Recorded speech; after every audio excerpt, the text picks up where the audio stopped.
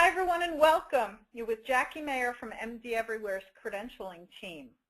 MD Everywhere provides cloud-based revenue cycle management technology combined with expert back-end billing and credentialing services to physicians. Give us a call so we can show you our revenue cycle solution that's ICD-10 ready.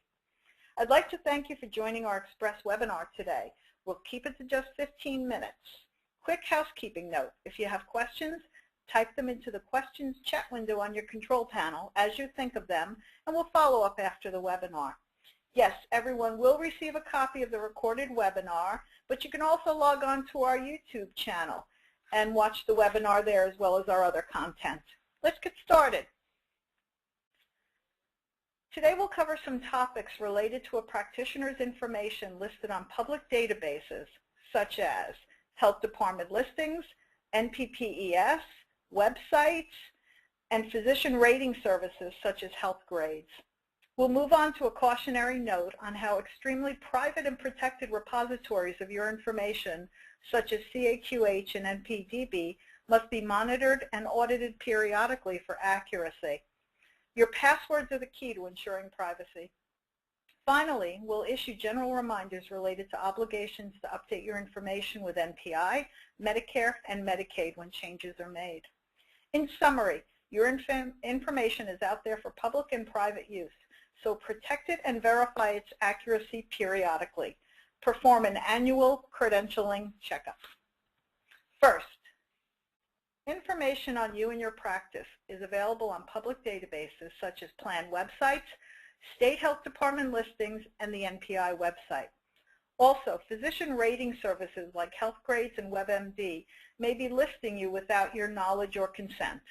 Patients often search for information on providers when they receive a referral, so it's important that your information is accurate. First, health plans. Health plans gather information from your CAQH profile, applications you submit, and demographic updates. However, the websites are not always accurate.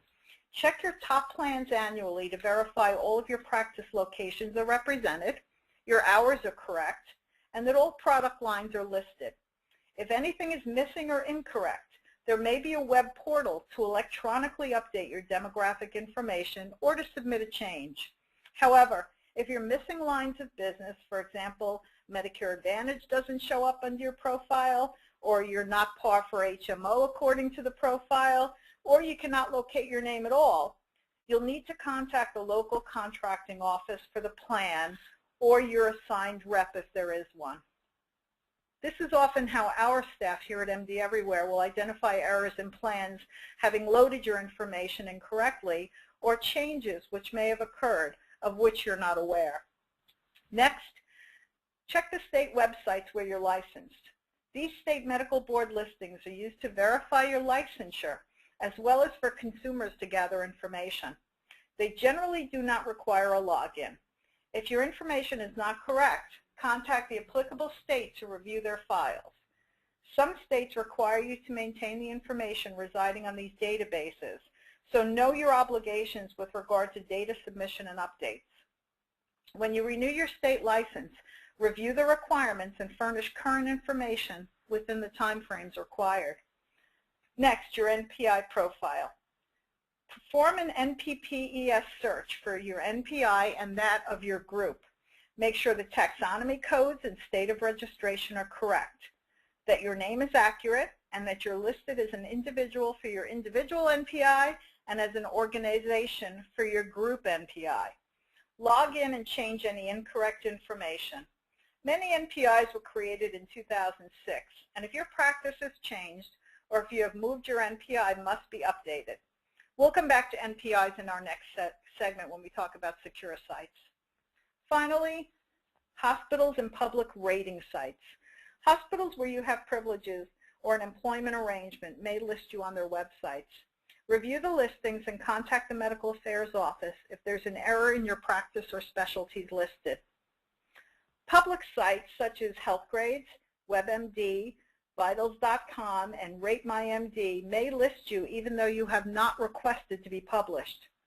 There are options to pay for inclusion in some of these search services, as these are proprietary sites. They gather public information about your practice and even post consumer ratings. As with any other online consumer review sites, one would hope a consumer would take both positive and negative comments in context and with a grain of salt. You should, however, review these sites to see how you are being presented to the public and contact them with any disputes that you have. Let's take the Medicare consumer site, Medicare Physician Compare. That was launched by CMS in June of this year as a requirement by the 2010 Affordable Care Act to increase transparency. The site has been redesigned in 2013, and in 2014, they're going to post PQRS information from physician groups with 100 or more doctors. However, for today, Medicare Physician Compare only lists whether groups and physicians participate in Medicare, EHR, ePrescribe, and PQRS, as well as some limited practice information. Data reflected on Physician Compare comes from PACOS, the The CMS website, Medicare.gov, has instructions on how to submit updates. Regardless, Google yourself annually and check public web listings to be certain you do not need to take action to remove inaccurate or damaging information. Next, let's look at your more secure databases. As an NCQA certified CVO, confidentiality and security of information is at the forefront of everything MD Everywhere does. Our clients often lose sight of the information being retained in databases used by health plans and government agencies to verify your credentials. Let's start with the most commonly used database, CAQH, or the Council for Affordable Quality Healthcare. CAQH is accessed by a growing number of plans and even Medicaid in many states for credentialing purposes. Your CAQH profile is a repository of your personal and professional information. Your CAQH profile may have been created for you and you may never have seen it. However, CAQH is password protected, and when you leave a practice or have any change in office personnel, make sure you change your password and only share it with trusted individuals. You would never share your credit card information or bank account login, so be mindful of your CAQH access as well.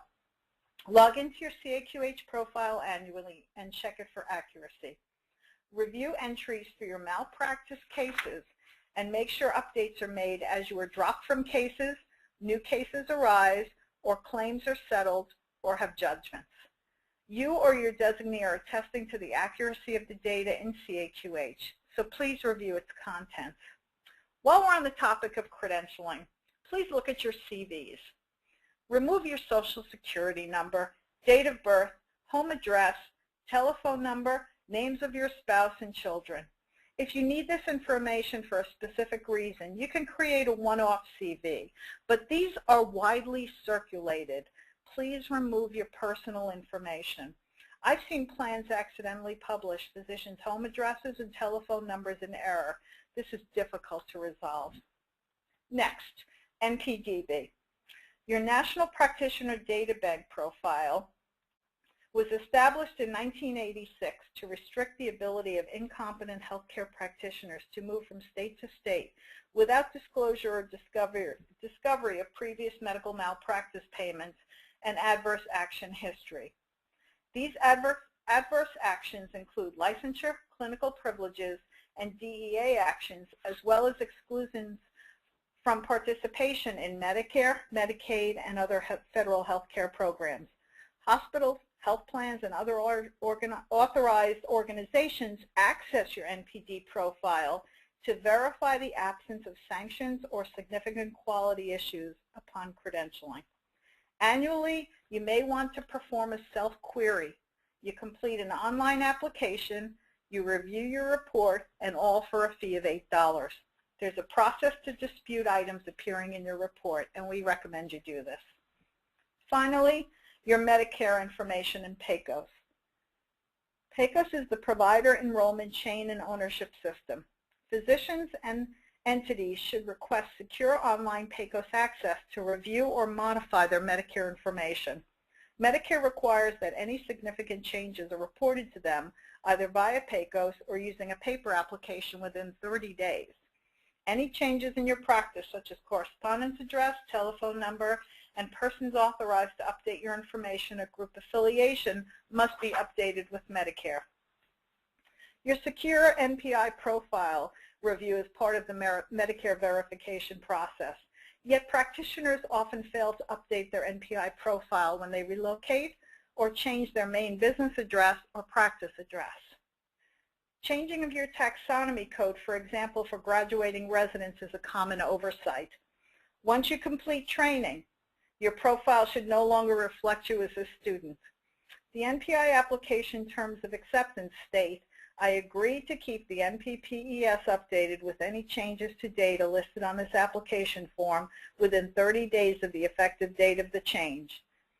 So remember, you're agreeing to do that, so keep your NPPES updated. Your PACOS and NPI login information are the same. And again, keep these passwords safe and secure and change them periodically. At least annually, review your Medicare and NPI information.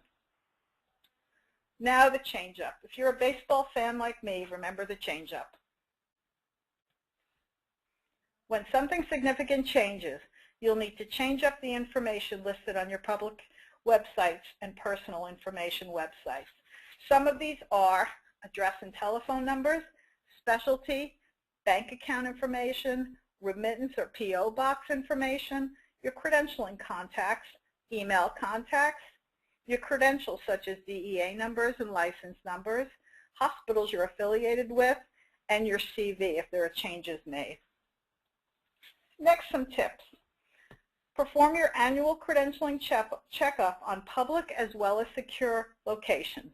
Keep your passwords secure. Change them periodically, especially if you have changed employment or office staff, and report any changes to licensing agencies, databases such as NPPES, and credentialing authorities. Finally, remove unnecessary personal information from your CV to avoid accidental exposures. CVs are widely circulated, and they're no place for a Social Security number. We hope you found this information helpful. I'd like to take just a minute to talk about MD Everywhere for those of you who may not be familiar with us.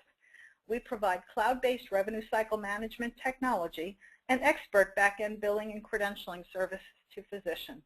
We provide service to approximately 6,000 physicians nationwide, ranging from solo practitioners to mid to large-sized group practices and large faculty groups and hospital organizations. We provide our clients with an online patient portal called Patient First, which keeps their patients in touch with their physicians and provides an easy way for patients to make online payments. I'm particularly proud of the top-notch credentialing and enrollment services we provide. You can follow MD Everywhere on Twitter, LinkedIn, and register at our YouTube channel for this and other valuable practice information and resources. We'll follow up on any questions submitted after the webinar, and a link to today's recorded presentation will be sent to you via email. I'd like to thank you for your time and have a great rest of the day.